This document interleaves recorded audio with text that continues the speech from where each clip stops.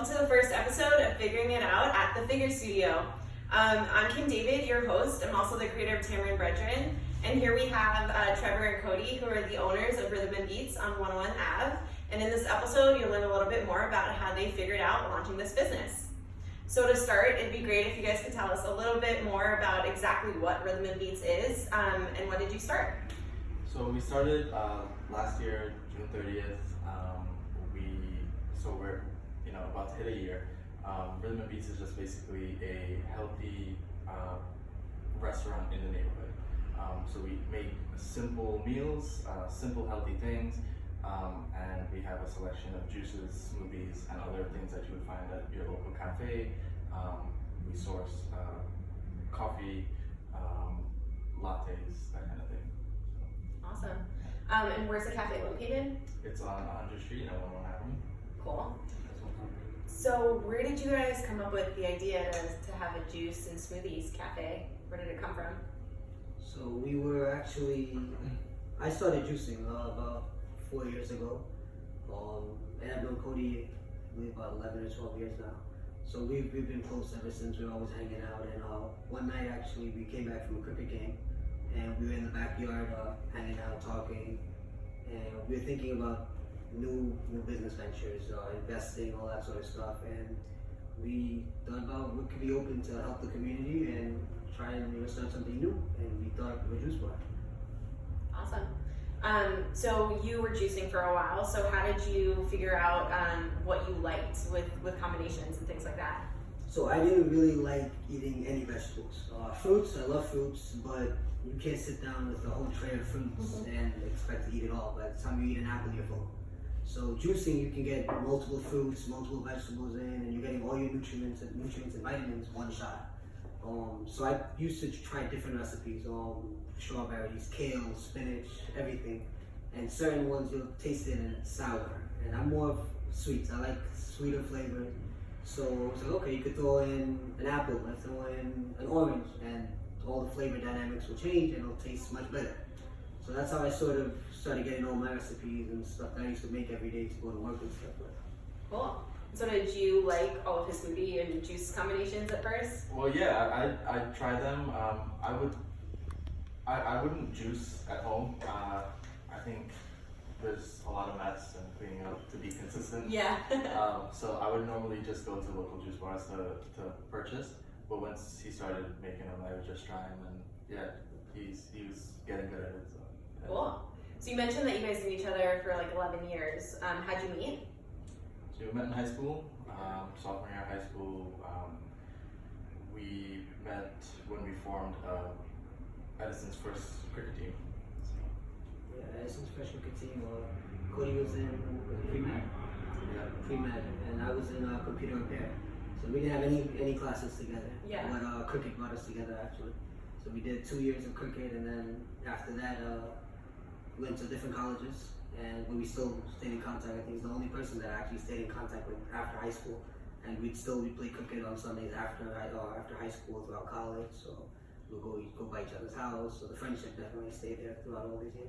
Awesome. So you guys met playing cricket, and you're still playing cricket as you guys are running this business together today. We still are, yes. We actually just launched our first wing ball team, sponsored by Rhythm Beets.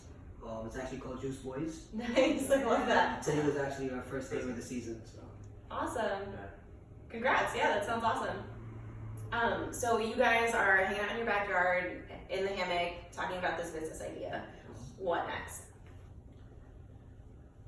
That was about 2 years ago. Then I think we were there talking, and obviously it's just the idea at first. Nothing in motion, nothing yet. And we started talking. Schedules weren't always conflicting. My job had various schedules. Cody was working basically Monday to Friday, weekends off, and I had rotating, so I wouldn't really have weekends off. Yeah. And I think came last January. We started to put it in motion. We're like, let's put a foot on the gas on this idea. And we were spending more time together. I had a similar schedule to Cody, so we were seeing each other almost every day. And we're like, all right, let's start creating this recipe. Let's start creating the menu. The menu is definitely one of the most important things. So we would go by his basement, and we have my juicer set up. He purchased a juicer. We have a blender, and we just stock the whole fridge with fruits and vegetables, and every night we'll be trying different recipes, different things, trying to come up with a set menu. Nice. So you guys were coming up with like juice and smoothie combinations, and then were you at the same time trying to figure out what to call them and giving them names? No, actually, that's Yeah. that's a funny story. So I had a whiteboard in my basement, and so we had like what you would call the finalists, the final 8. Mhm. So we knew that those were what we wanted to launch. The day before we opened, well, actually let me back up. The week before we opened, we took 7-day vacation, right? Just to knock out whatever we had to knock out. And the night before that we opened is when we came up with all the names. Wow. It was around But, like, 2 in the morning. 1 or 2 in the morning. Yeah. Yeah. And was that intentional? No, it was so much going on. Yeah. We were still trying to finish up some construction stuff, trying to get cameras set up. There was a lot going on at that time, still trying to finish. And we sat down with the menu boards, and Cody's there, and I'm trying to get stuff done. And they were like, all right, we have the recipes. What do we name them? And we just like, all right, let's name this. What's up, Doc? Yeah. And we're like, okay, what's carrots, Bugs Bunny? Okay. Yeah. Boom. What's up, Doc? Yeah. There we go. Perfect. And everything sort of flowed because the name sort of had like a cute sort of Like a flavor. play, there's like a play on words or a play on something. Yeah. Like You're So Pine, Honey I Do, so Mhm. different Perfection. Yeah. Cute. So how did you figure out where your business needed to be located? How did you find the right location for it? So the space was available. There's one. Yeah, so we had the space available next door to my father's cricket store. So we ended up choosing that spot, not primarily because of location, but because it was available to us. And rent would be low, so we were like, all right, we have a space available rather than having to go find a spot and pay lots of money in rent. We can try it out here first, see how it works out. And so the space was used for storage. So we had to clear it out, we had to gut it out, to completely new everything, the floors, electrical, plumbing, everything. But because of its availability, that's why we ended up choosing that space. And it's close to me, so I live right next door. Cody lives 5 minutes away, so Awesome. it was definitely great there. Cool. So you guys run the business together, right? Like 50-50. How do you divide your responsibilities and who does what? We never really. I don't think we ever set that in stone. It's sort of. As it comes up, whoever takes care of it, pretty much. Yeah. Yeah. So I would say I'll focus more on like growth and scalability. So like I head up the Instagram marketing, or our presence on digital media. Trevor's more of like operations, day-to-day things. Yeah. But it works. It works. It coincides perfect. Cody does most of the accounting stuff, most of the marketing, all that stuff, and then I'm there every day almost because I live right next door. So, Right. And then I open in the morning, I'm there at night. So most of the day-to-day operation stuff, supplies, inventory, all that stuff I'm there for. So it works. We have a great balance when it comes to handling everything. Yeah. Cool. I mean, I'm sure you're like over a decade-long friendship probably helps too. Exactly. Yeah.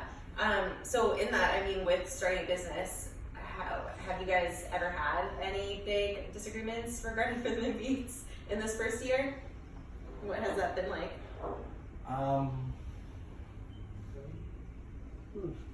It's all those like nutrients from these fruits and vegetables that are just keeping you guys super agreeable and happy. No, I don't think we're agreeable for sure, but we work through things really well. Yeah. So There's a lot of compromises, a lot of listen, we'll do this side. If this doesn't work, then we'll try it this way and stuff like that. There's not any big like arguments or anything because like we had over a decade friendship, so we've been through a lot together. Yeah. We've been personal life, and like I said, we've been through like investing and all this stuff. So I think once you have that mindset going into a business, even if you don't know a lot about business, you understand like losses and you understand risks and you understand this sort of stuff. So when you come in with that sort of mentality, it's like, all right, this is what we're gonna do. This is what we've been through. We can work it out. If anything is going wrong, all right, you have something going on, let me know. If I have something, I'll let you know. For sure. If we don't agree on something, all right, we'll find a common ground. So. yeah, absolutely. I think as I was mentioning earlier, the toughest part about being owners of this business is the employee management. So hiring, delegating, that kind of thing. I guess that's usually where we have to compromise. Who do we choose? What roles should they play? That kind of thing. And prior to having this business, have you guys ever been managers or hired before? No. Absolutely. No managers. So that's something that we're learning as we go. Still, there's things to learn every day. Yeah.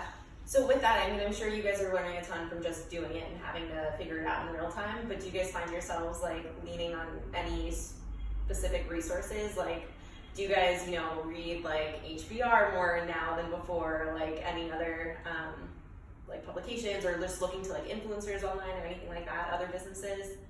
I YouTube a lot, everything in general. Yeah. I've been reading a book recently called The E-Myth. Basically talks about running a business as an extension of yourself. Whenever I can, I try to educate myself outside of just trying to learn every day. Yeah. Cool. We've definitely reached out to a lot of people that we know as well too, that have businesses, that have different skill sets that could help us. My parents as well, next door, they help out a ton because they've been in business. My father's has businesses. We've been in Queens since '98, and then before that the Bronx for another 6-7 years. So they have business mindset. They've been doing it for such a long time. So they help out a lot if we have questions when it comes to being payroll, taxes, any sort of stuff like that. Any of the city laws, state laws, and stuff like that. So we definitely get a lot of feedback and a lot of input from other people to help us because it's a new journey. Both of us have no experience in this, so it's definitely good to get good feedback from people that actually want to see you succeed and do well. For sure. Yeah. With your parents being right next door with their own business, do you ever, of course they help a ton, but do you ever find that there are conflicts with them, in competing with your own vision of what you want the business to be? No, I don't think so. No, not at all. That's pretty much it. Not Great. at all. Yeah, because Awesome. they basically help. So they're like, all right, you guys do what you want, but if you need help, we'll help you. Absolutely. We'll let you know anything like that. And they've helped out a ton. Like honestly, from day one, with the space and construction, everything. They've really helped out a ton, and it's always been, all right, you guys tell us what you want. You give us your idea. Let us know how you want this to be run. Is this the rules, the guidelines, and we'll enforce it, or we'll help you guys or whatever you need. So. Yeah, that sounds like the best case scenario. Yeah. It's been really awesome. I think it gives us a huge leg up on other Yeah, it does definitely. other businesses that may not have that resource to go to. So, Right. And you guys mentioned that you also still have full-time jobs, right? At the same time that you're running this business. Can you talk about what it's like just balancing all of that? Yeah, it's pretty tough. I'll talk for myself and then you can jump in. So I work my 9 to 5, so I get back to the area around 6. Come into the shop Monday through Friday, and then until close. Then on Saturdays and Sundays, I'm mostly there all day, both days. And yeah, Trev, if that's bad, Trev had it a lot worse. Yes, it's tough. Like I said, the first week, 2 weeks, we had taken off just to open the shop. And I think I had taken an extra another week or so just to make sure that first week everything's running there. I remember the first day I went back to work, Cody and I installed cameras and we're like on the camera all day. Like we're so nervous, It's like having a business, especially your first one. It's like having a baby. It's like it's your pride and joy, So you wanna just make sure everything's going good. And I work at the airport, so the schedule's always changing. I don't usually have set days off. So the first year, I think I was working 10 a.m. to 6 p.m. and then we have overtime at any notice. So sometimes you're there another 6-7 hours. Tough. But January I actually went to overnight shift. So I was working 10 p.m. to 6 a.m. Wow. And I was coming out, opening the shop, and then there till the afternoon, and then back to work. And so the last 6-7 months was a bit rough. Now I'm back to morning shift. But running on 24 hours it's up. Yeah, I mean, it's a good thing you guys are opening a juice business. Yeah. I'm sure that helps. Yeah. Damn. Yeah, that's insane. Yeah. But it feels like you guys are, it seems like, a year in about, you guys are really hitting the stride in terms of that. When do you feel like you you guys like really figured out, okay, like this is, sorry, let me ask that again. When do you guys feel like, you know, you really hit a stride in terms of the business sort of just like going at its own pace, and that you didn't need to, you know, watch it 24/7 on those cameras? I'd say I think when we both started going back to work and we had certain systems put in place, like we have some employees that have been there since day one, so they've seen it all, they've been through it all with us. Specifically Jordan and Nika, they're our two like lead supervisor, lead baristas, and they've been through it all. So having them there, especially on different shifts, and either having my parents there, they really ease the stress on us a lot. Because we have faith in them, we have trust in them that everything's running smooth. If they have any issues, they can handle it. Worst case, they'll call Cody, they'll call me, and we can take care of it on the spot. But it's definitely been picking up. I think as of like March or so, as the weather started getting nice. We knew our first year would be tough, especially opening in the end of June last year. So there's only about 2-3 months left of summer, and then you hit the winter when juice and smoothies is more like a summer hot weather type thing. But we adapted to that. We added soups, we added a full coffee menu, tea menu, different food options. So that sort of carried us through the winter. And then came March, it definitely picked up, pace picked up, and we were able to see, okay, we have certain things down pat. We can sort of take a step back, and everything's it's running itself. So. Awesome. So being first-time managers, you know, but yet having found these two lead supervisors who seem to be great fits for your business, what have you learned from them that now inform how you look for other members as you build your team? So they actually were not previous managers either, but because they grew with the business, I would say it's like having one of us there. So I don't think it's us really learning from them, but knowing that they can sort of fill our shoes, or we can trust them to fill our shoes while we're not there. Yeah. And they definitely bring their own perspective, as in anyone that has experience. For example, Nika, she had a lot of juicing experience when we hired her. She had done juicing at different gyms and personal life and stuff like that.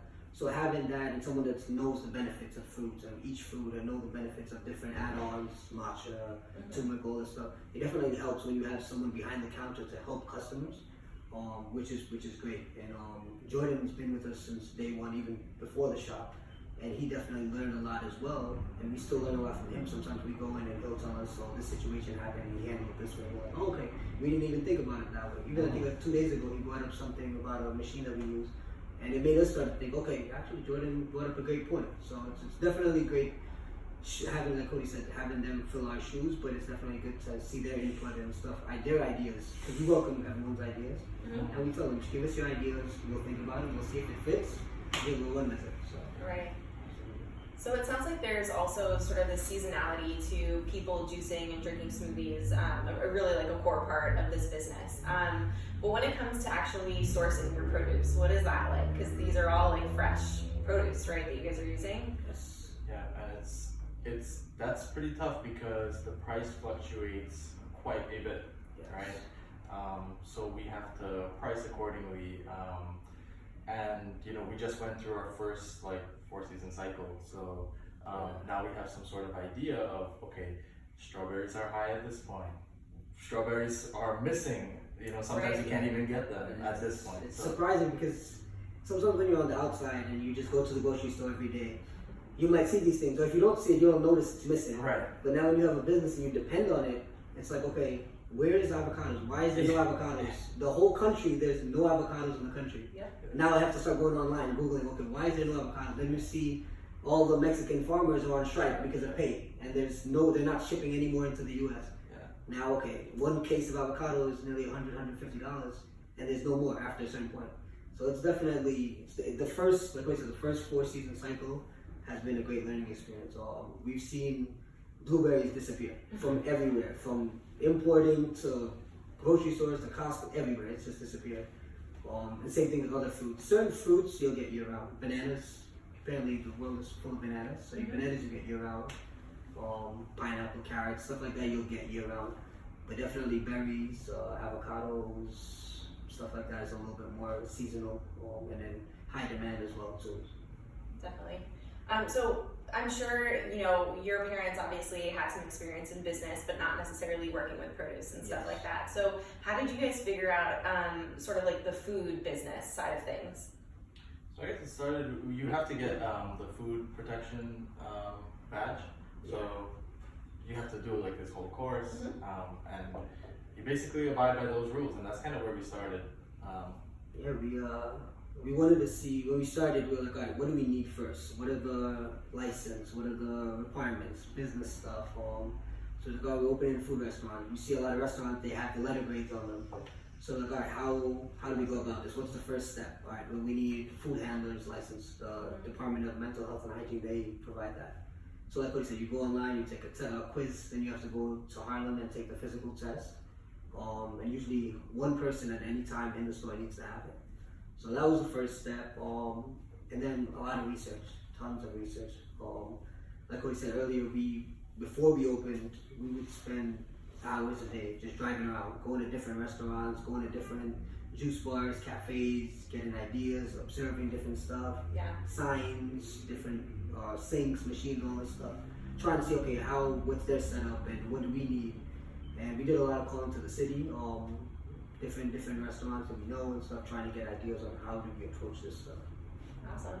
So you mentioned, you know, just now talking about the avocado shortage and how, you know, it's sort of it stems from other things that are happening in the world, whether it's like geopolitical issues or policy changes or anything like that. Can you talk a little bit more about how these external factors impact your business?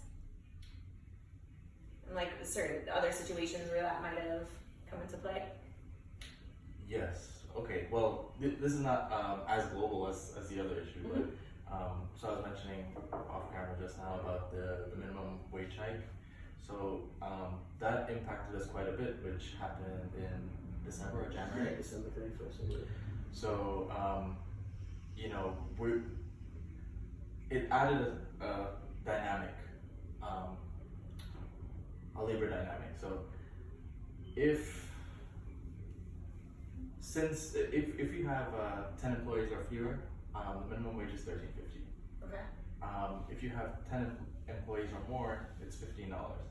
So that didn't exist before. That dynamic didn't exist before. So basically, if we wanted to hire someone at $13.50, they can easily go to McDonald's and work for $15 an hour. So therefore, we saw a drop off in the quality of applicants that we had when we were looking for people, and so that really squeezed us, I thought. So that's one thing. Yeah, it's one policy change. Yeah, labor dynamic, especially with the minimum wage hike. But there's a lot of things. For example, all these tariffs around the world. Produce comes from everywhere. Comes a lot from South America, Costa Rica, Ecuador, Mexico, different parts of the world. So these tariff hikes on other countries are actually affecting prices going up, fluctuating a lot, as well as wages in those countries and stuff. There's a lot of factors that play into the price of produce, especially when we are ordering this stuff every few days. You get to see it, especially throughout the year. You see a lot of that, and not just like globally, but also like what you said, the minimum wage hike in New York. Now there are not just New York, but around the U.S. is also imposing straw bans, plastic bag bans. So it's a lot of stuff like that. That okay, now we have to find an alternative option, the more healthier, more environmentally friendly option, paper straws, reusable bags, sort of stuff like that. Yeah, I mean, so I stopped by the location yesterday, and it seems like you guys definitely have a lot of products that, you know, are sustainable in themselves. Things like those reusable straws and stuff like that. Can you talk a little bit more about beyond just juices and smoothies and some of your food items? What are some of the values of Rhythm Beets, and how does that come to life in like expanding your business to selling other types of products? I would say healthy and affordable first and foremost. You know, this neighborhood isn't downtown Brooklyn, other places that we were looking at before prior to opening. So yeah, just making sure that it's healthy, affordable, sustainable, and organic where possible. Obviously, sometimes pricing, you know, the wholesale prices don't work out so that we can keep it affordable for our consumers, but we do it when we can, right? And so like for the reusable straws, for example, we came up with what I think is a creative way. So we decided to sell those in stores, not for a large profit, and also we have our rewards program where people can redeem the straws with enough stars. Yeah. Cool. Yeah. So even though we don't just give out reusable straws on every order, this is the way that we kind of solve that. Definitely. Cool. So now thinking a little bit just higher level in terms of the business. So you guys are approaching year one. Congratulations on that. I'm sure there are a lot more learnings to come, but sort of as you go into year two, what does the evolution of Rhythm and Beets look like? We definitely want to add a lot more menu items. We've got a lot of feedback from the first year. So there's a lot of things coming up in the near future. So stay tuned, follow us on any social media. You'll see all our updates and announcements coming out. There is a few new drink items coming out. There's also going to be a few new food items. Like our soups, for example, that we rolled out in the fall. We'll probably try and pull back on that and roll out a new food item. So there is a lot of menu items, but also a lot of different areas that we want to try and adapt into in year two, and try and give back a little bit more to the community as well. Maybe different events, and sort of spread the name of Rhythm Beets more out there as well. Cool. Yeah, definitely. I think we experimented with various events with varying degrees of success. So I think we'll hone in on that, and we have a nice space. So I think as Trev said, to give back to the community and create have some events that kids and families want to come out and partake in. That would be really cool. Yeah, definitely. Since we've opened, we actually did our first event at the Figure Studio. Thanks to Tish and then the Figure Studio. We actually held our first event here for their grand opening, selling acai bowls. Nice. Which was a great collaboration. And from here, we actually did another event at CKO Kickboxing. So we want to reach out to a lot of different people, have a lot of partnerships, a lot of friendships grow through business. With the reusable products as well, we also sell natural soaps on behalf of Sharana. So she brings her products, we sell them for her as well. So having that sort of collaboration, we also have geniusly brewed teas. We'll be rolling that out in the near future as well. Definitely collaboration with their company. So I think year two is going to be a lot more of seeing who else local in the community, who we can team up with and share both of our goals together. For sure. So you mentioned the acai bowls. One thing that I want to ask before we wrap up is just because like juices and smoothies, definitely a lot of people are familiar with them, but there are some of these other health food products that maybe are not as familiar to people in the community. What has educating people about some of your menu items been like? Have you had to educate people at all? Yeah, definitely. For example, acai. Yeah. It's pronounced acai, not acai or acai. We've heard it. I made the same mistake as well. And it's actually funny because the first time we ever had an acai bowl, I think it was a week before we opened the shop. Yeah. We tried one, and we definitely saw the people like very receptive towards it all. It's definitely something that's been going everywhere. So informing people about acai, people don't know what acai. It looks beautiful. The presentation is great. But people aren't aware of what it is, and it's actually another type of berry. It's found in South America, in the Amazon. It's very big in Brazil, but in the U.S. you don't get the acai berry. You usually get it in a powder form or sorbet form or something sort of that. So we usually create our own type of acai smoothie bowl. We top it with granola, fruits, different type of drizzles. So sort of stuff like that, explaining it to customers as well as educating them on different health benefits. Beets, example for like low blood count, and celery for blood pressure, stuff like that, different stuff that we can try and educate, such as add-ons like matcha, turmeric, all this stuff. Not just us, but also our employees.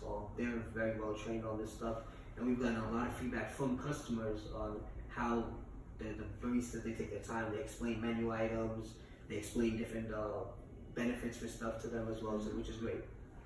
Awesome.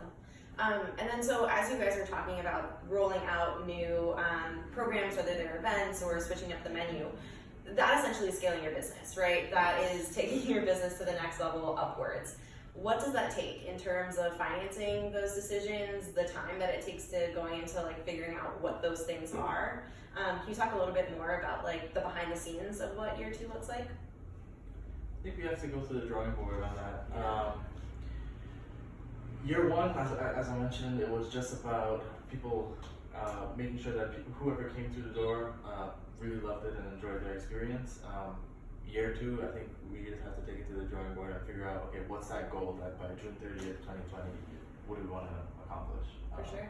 Yeah, so stay tuned for that, I guess. For sure, yeah, that sounds great. I can't wait. So the last thing I want to ask you guys is, Tamarind Bredren and figuring it out is really all about talking to Indo-Caribbean business owners, entrepreneurs, creators about doing things a little bit differently. So can you guys just talk a little bit about your background? Where are you guys from? Were you born here? Things like that. Yeah. Well, I was born here. I was born in the Bronx, Einstein Hospital. I lived in the Bronx for a few years. I think until I was about 6 or 7, and then I moved to Queens in 98, 99. My parents are from Guyana. They're from West Coast, Demerara. Small village, Winter Forest. So having them being immigrant parents, I sort of picked up everything from them. The dialect, the broken English, the food, the cricket, everything. Growing up with them, and I lived in a house growing up where it was my mom, my dad, my aunt, my uncle, my cousin, my grandma, my grandpa. It's basically like any West Indian family where you're starting out and everyone's in the house. So especially having all of that, you get a lot of the culture onto you. You learn it fast. Even being in New York City where you're so exposed to so many different cultures, so many different people, but being in a house where there's 7, 8 people, you learn fast everything about your culture and what used to happen back then and what they used to do for fun and all the stuff that they went through. You definitely pick that up a lot, and it's actually good. And I actually recommend any young people growing up these days to follow into those footsteps of their parents and their grandparents, at least to learn it, learn their culture, learn their history, learn where they actually come from. Because it'll really open your mind. It'll take you to another level and not just take for granted what you have here, but what the people that were here before you, they went through for you. Absolutely, amen. Yeah. To echo Trev's point, growing up in sort of a big house with like aunts and uncles and other extended family. Same for me. My parents from Trinidad. I was born here. Grew up in South Ozone Park all my life. Yeah. Awesome. Is there anything else that you guys like to share about Rhythm Beets at all? Just want to open it up, just in case we missed anything. Go for it. No worries if not. We covered. Cool. Great. So last thing I just wanted to ask you guys is, can you let our audience know where they can follow you guys on social media, or again, where they can find you at Rhythm Beets? Yeah, at Rhythm Beets. Yep, that's about it right now. If you try something, we really appreciate reviews on Yelp and Google. We also have our Facebook page. So that's pretty much it. Perfect. All right, well, thanks Trevor and Cody again for the first episode of Figuring It Out at the Figure Studio, and we'll see you guys next time. Don't forget to check out the show notes for all details of where to follow these guys, where you can actually go to Rhythm Beets, and definitely try out all of the juices and smoothies, pancakes, everything.